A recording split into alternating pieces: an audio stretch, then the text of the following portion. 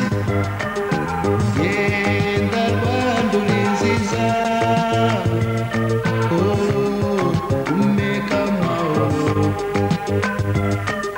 ibyiza bigutatse Rwanda ni byinshi cyane sinayo